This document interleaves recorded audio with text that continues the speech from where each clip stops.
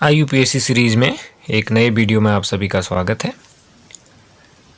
आज हम कुछ सिंपल ये जो कंपाउंड्स आपको दिख रहे हैं दो तरह के, इसी तरह से कुछ कंपाउंड्स के IUPAC नेम जानेंगे। इसमें जो ये कंपाउंड्स आपको दिख रहे हैं, इस तरह के जो कंपाउंड्स होते हैं, इन कंपाउंड्स का जो सीरीज है वो है एलिसाइक्लिक कंपाउंड्स। ये एलिसाइक्लिक कंपाउंड्स होते हैं। अब इसमें अगर हम देखें तो एक कार्बन है इसके अंदर, इस तरह से इस पे दो हाइड्रोजन मौजूद हैं, इस पे दो हाइड्रोजन मौजूद हैं, इस पे दो हाइड्रोजन मौजूद हैं। अर्थात यहाँ पर ये जो है आपका CH2 है, यहाँ पर भी CH2 है और यहाँ पर भी CH2 है। तो इसका जो IUPAC नेम जब लिखा जाता है, क्योंकि इसमें हम नंबर अगर दें 1, 2 और 3, यानी 3 कार्बन है, देयर आर 3 कार्बन एटम्स, तो इसका जो हम लिखते हैं IUPAC नेम साइक्लो। 3 के लिए हम प्रोपेन लिखते हैं, तो प्रोपेन। जो सिंपल प्रोपेन होता है उसमें 3 कार्बन होते हैं, तो उसको हम प्रोपेन लिखते हैं, तो इसको हम लिखते हैं साइक्लो प्रोपेन। अब यहाँ पर या इस वाले में तो हम काउंटिंग कहीं से भी कर सकते थे, लेकिन इस पॉइंट पे 2 साइड चेन लग गई।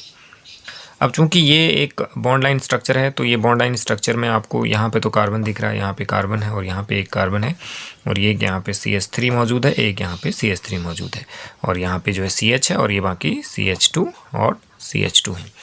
तो इसका जो IUPAC नेम लिखा जाएगा, इसको हम लिखेंगे, यानी इसकी जो काउंटिंग है वो यहीं से की जाएगी, 1, 2 और 3, इस तरीके से। तो 1, 2, 3, तो इसका जो IUPAC नेम हो जाएगा, हम इसको लिखेंगे 1,1 di methyl cyclo propane. Hindi में भी लिख देते हैं 1,1 डाई मेथिल साइक्लो प्रोपेन। इस तरीके से इसका IUPAC नेम हो जाएगा।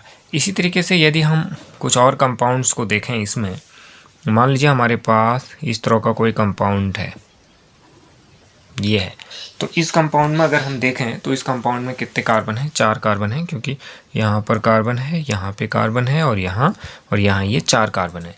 तो इसका जो IUPAC नेम हो जाएगा, सिंपली हम इसको लिख सकते हैं साइक्लो ब्यूटेन, क्योंकि 4 के लिए ब्यूटेन आता है, तो साइक्लो ब्यूटेन हो जाएगा इसका IUPAC नेम। इसी तरीके से यदि इसी सीरीज में हमारे पास कुछ इस तरह का कंपाउंड हो, इस तरह का कंपाउंड है, तो इसमें हम देखते हैं, तो इसमें एक कार्बन यहाँ पे है, दूसरा, तीसरा, चौथा, पांचवा। अभी हम काउंटिंग कहीं से भी कर सकते हैं, तो इसका नाम हो जाएगा साइक्लोपेंटेन। इसका नाम हो जाएगा साइक्लोपेंटेन, साइक्लोपेंटेन। इसका नाम IUPAC नेम हो जाएगा साइक्लोपेंटेन। तो इस तरीके से कुछ कंपाउंड्स होते हैं। आगे हम कुछ अब अलग तरीके के कंपाउंड्स की बात करते हैं। अब इसका IUPAC नेम क्या लिखा जाएगा? इसमें डबल बॉन्ड है, ये एक एल्कीन है, तो हम जो है नंबरिंग कहीं से भी दे सकते हैं, यहाँ से दे सकते हैं जहाँ से डबल बॉन्ड स्टार्ट हो रहा है, 1, 2 और 3। तो इसका जो IUPAC नेम हो जाएगा वो हो जाएगा साइक्लोप्रोपीन, साइक्लोप्रॉप, इस तरह से लिख सकते हैं, -1 -इन, साइक्लोप्रॉप 1 इन, इसका IUPAC नेम हो जाएगा। क्यों? क्योंकि 1 के बाद डबल बॉन्ड है, तो 1 के बाद डबल बॉन्ड है, तो इसलिए 1 इन आ गया। अब इसका IUPAC नेम देखते हैं, तो इसमें जो OH है ये एक फंक्शनल ग्रुप है, एक फंक्शनल ग्रुप है, क्रियात्मक समूह है।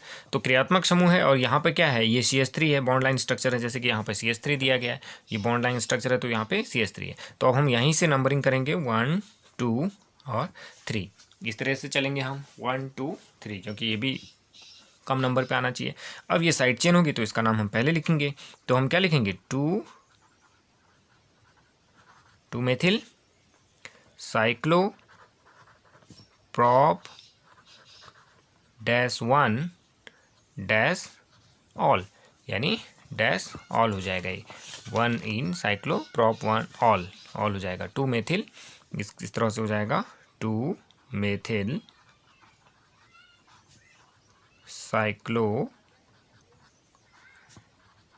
Prop -1 all. हिंदी में इस तरह से हम इसको लिख सकते हैं। तो ये इसका IUPAC नेम हो जाएगा। अब देखते हैं इस कंपाउंड्स का IUPAC नेम देखते हैं। इसमें 4 कार्बन है आपके पास, 1 2 3 और 4, तो ये साइक्लोब्यूटेन है। अब हम इसमें काउंटिंग कर सकते हैं, यहीं से ले सकते हैं इसकी काउंटिंग, 1 2 3। अगर यहाँ से चलते हैं 1 2 3, यानी दोनों एक उस पर आ रहा है, 1 2 3 4 हो जाएगा इस तरीके से। तो हम क्या लिख सकते हैं इसको, 1,3 डाईमिथाइल साइक्लोब्यूटेन, है ना, साइक्लोब्यूटेन इस तरीके से आ जाएगा, डाईमिथाइल साइक्लोब्यूटेन। अब इसका IUPAC नाम लिख लेते हैं इस वाले कंपाउंड्स का। इसमें क्या है, इसमें 2-3 चीज़ें हैं। एक तो NO2 है जो कि एक फंक्शनल ग्रुप है, CH3 है और एक डबल बॉन्ड अर्थात ये एल्कीन है। तो अब इसमें क्या करना है, इसमें जो है हमें इसको जो है नंबरिंग देनी है। अब कहाँ से नंबरिंग दी जाएगी, अब नंबरिंग देने का, अब NO2 और डबल बॉन्ड, तो डबल बॉन्ड को प्रेफरेंस मिलता है, तो हमारी जो नंबरिंग होगी वो यहाँ से स्टार्ट होगी। हम यहाँ से नंबरिंग नहीं करेंगे, यहाँ से स्टार्ट करेंगे क्योंकि डबल बॉन्ड है ना। तो डबल बॉन्ड को हम नंबरिंग यहाँ से देंगे 1, फिर आ जाएगा 2, फिर आ जाएगा 3, फिर आ जाएगा 4, ये आ जाएगा 5 और ये आ जाएगा 6, है ना। तो अब हम क्या लिखेंगे, सबसे पहले तो हम इसको लिखेंगे। अब ये इन दोनों में से हमको जो है, ये CH3 है, इसको लिखा जाएगा मेथिल, इसको लिखा जाएगा नाइट्रो। तो पहले M आता है फिर N आता है, तो पहले इसी को लिखा जाएगा। तो हम इसका IUPAC नेम लिखेंगे 1 मेथिल और फिर लिखेंगे हम 3 नाइट्रो,